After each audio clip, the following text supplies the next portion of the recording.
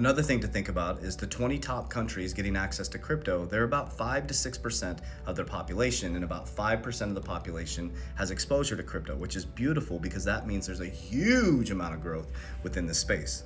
So let's go back to BRICS.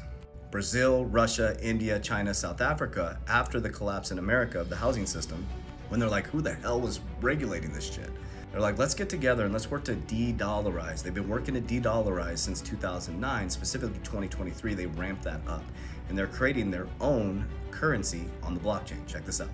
You can research this stuff yourself. BRICS will create payment system based on digital currencies and blockchain. Now, this is what I would study, what their whole thing is de-dollarization, okay? They're working to reduce the reliance on the US dollar in settlement. And we also need to pay attention what the largest asset managers are doing. BlackRock CEO Larry Fink is seeing client demand for crypto, which is a very big change from a couple years ago, what he said. And he says it's a flight to quality. This is 2023, and then by 2024, we had a Bitcoin ETF. Now we have Ethereum ETF approved. And now the House is getting involved. The White House. We had our first crypto bill passed within the last month.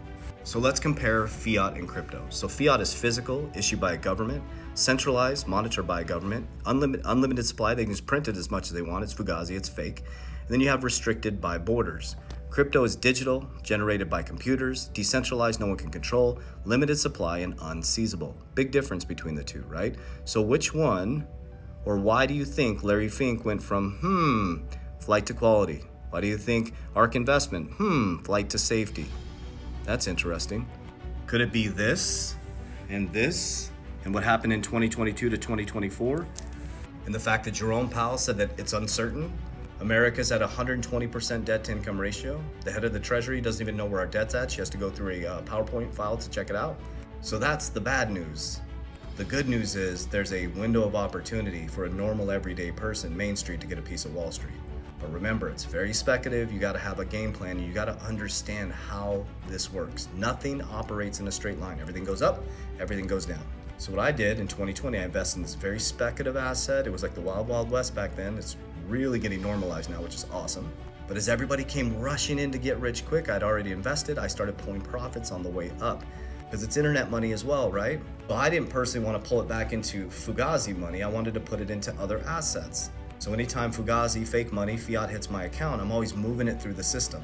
So I'm not going to be a one-trick pony, just all in cryptocurrency. That's the end-all be-all. I'm diversified. So I pull from high risk, high return, the risk pyramid. I pull it down. I insure my family, and I insure my money. I max fund my policies. Also put more money into my businesses. It creates more fiat, more fake money. Then I put it back into the system, and I repeat the process.